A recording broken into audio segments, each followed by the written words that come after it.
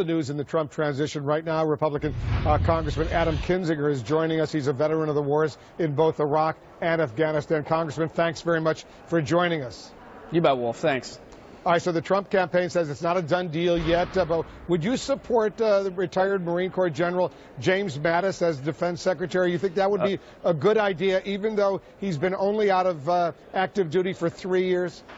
Yeah, I love Mad Dog Mattis. Great general. You know, the thing that you notice about good leaders is what his people say about him. And you see people that have worked for James Mattis, and they just said they'd basically follow this guy into any conditions, into hell, because he'd do the same for them.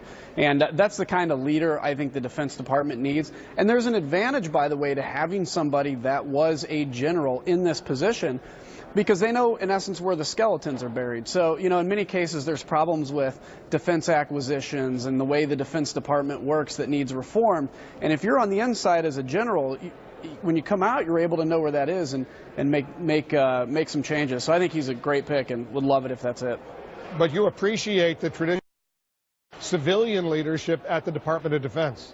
Yeah, you do, and I think it's essential. And I think the big key to understand is, you know, he's been out for 3 years. I don't know why the number was set at 7 back in the day, whenever this was, early 1900s. But he's been out for 3 years. He's in a civilian capacity. So it's not like we're taking somebody right out of uniformed service and installing them in this position. So that'll be a debate the Senate's going to have, and I think ultimately it'll come out favorably.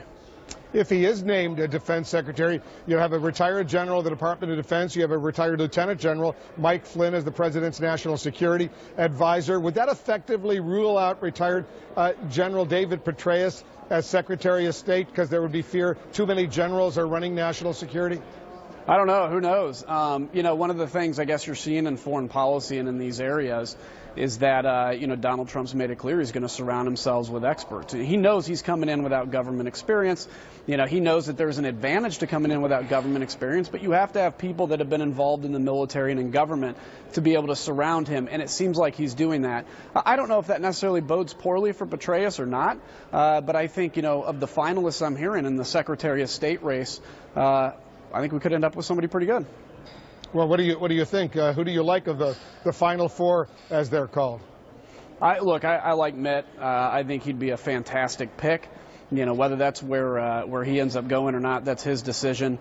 But you know, there's a lot of good options. There's nobody I really see that's being named potentially for Secretary of State that I'm concerned with. These are people that understand America's role in the world, understand an encroaching Russia, understand the tragedy in Syria with 500,000 dead Syrians, and I think these are the people that can fix this problem in the long run. And so the conviction of General Petraeus, 1-count misdemeanor for mishandling classified information, he pleaded guilty to that plea bargain agreement. That doesn't bother you? Well, it's a concern, obviously, and I think, you know, Donald Trump and the team has probably taken that into account. I think he would have to be, General Petraeus would probably have to talk a little more about it and be accountable to that. But you know what? He's a brilliant mind. I mean, David Petraeus is somebody that, in essence, helped build the resurgence in Iraq and authored the surge and turned around a lot of areas that were challenging. So he has the skill set. This could be an issue, and I think that'll be taken into account as the final decision's made. And what about Rudy Giuliani's international business deals? Some have suggested that potentially could be a problem. Do you think it could be? Well, again, it's going to be up to the president-elect and the folks that confirm him. You know, it's tough to kind of get into every name and, you know, what's the good and what's the bad, because we just don't know. But I think all the names I've heard so far would do a great job as Secretary of State. And I think I want to know. I hope it's announced soon, because I think everybody's kind of had enough waiting on this. Yeah. A lot of people are increasingly thinking Senator Bob Corker of Tennessee, the chairman of the Senate Foreign Relations Committee, might be the safest choice. He would sail through a confirmation process. You agree with that? Yeah, I mean, you know, there's a tradition of senators being able to, in essence, sail through the Senate pretty easily. Bob Corker has great relationships on the Democratic and Republican side. He's very diplomatic, which you obviously need, and the chief diplomat for the United States. I think he'd be fantastic, too. So, you know, again, of all the finalists I'm hearing, there's nobody that, for me as a foreign policy guy and somebody that cares about these issues deeply, there's nobody that puts up huge red flags that are the finalists for this position. Let's talk a little bit about his victory lap today over in Indianapolis at the Carrier plant. He worked out a deal, as you know, to keep more than 1,000 jobs in Indiana. Very important deal, if you will. At the top of his speech, though it sounded like a campaign rally, if you will, he was talking about himself a lot, congratulating himself. You've been critical. You were critical of him during the campaign. Is that presidential right now to see him out there doing what he obviously so often and so successfully did during the Republican primaries and in the general election? You know, he's such a unique guy, and this is everything about this is unique, you know, from the Twitter to everything else, that it's hard to judge and say, is this presidential, because he's kind of thrown out the whole script on how this has always worked. You know, I mean, even President Obama, when he was elected, he did things that were considered not presidential, going on YouTube and everything else, and now it just becomes the narrative of how a president is. So I know for a fact, in hearing people talk, that Donald Trump gets energized in front of big crowds, and if this is what's taking you on as politicians, when you go and talk to people, you kind of get re-excited and re-energized, and if this is the way he feels like he connects with his people and his voters and America, that might be a good thing.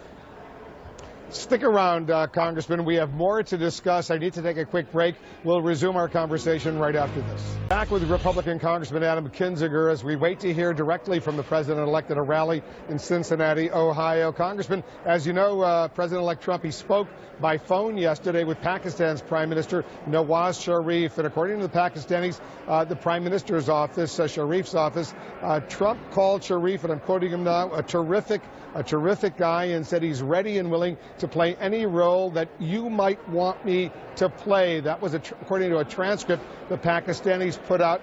He says they want to work together. You think that's all that kind of talk about Pakistan, which, as you know, has been pretty controversial in recent years, is appropriate? I don't know. No. And, you know, I think I haven't seen the transcript. I've seen it reported, obviously, here. I think it's a little over the line to tell somebody, quote, I'll play whatever role you want me to play. Obviously, as the United States, we're proud of the fact that we're the leader of the free world. We're proud of these alliances we have, but we're also in the driver's seat of most of these alliances, and we need to be because of our values and systems. So I think if that actually was said, and again, you know, I don't have anything besides what I've just seen reported. If that was actually said, it was probably a bridge too far. But again, Donald Trump's really new at this, and I think as you kind of get your sea legs under you, as you learn about diplomacy and everything, maybe you get to maybe that changes, maybe that tone changes. Because as you know, previously Donald Trump has criticized Pakistan, accused it of harboring Osama bin Laden, colluding, if you will, with terrorist organizations. I guess here's the question: was it a mistake for him to start out this new relationship with the Pakistani Prime Minister Sharif, with this tone? Did he get enough briefings going into that phone conversation? Again, I don't know. I don't know what he's been privy to, what he hasn't. Again, you know, international diplomacy is it's a learning process to learn how to do this. And unfortunately, he doesn't have much experience except in business dealings. And so this is a process for him. But when it's all said and done, I don't think anybody should have any doubt but that Donald Trump will push back against Pakistan. He's been very clear about that. So in this case, you have a statement from a transcript that maybe was or wasn't said that I don't think necessarily shows, you know, how Donald Trump will be when it comes to being president of the United States on these very important issues.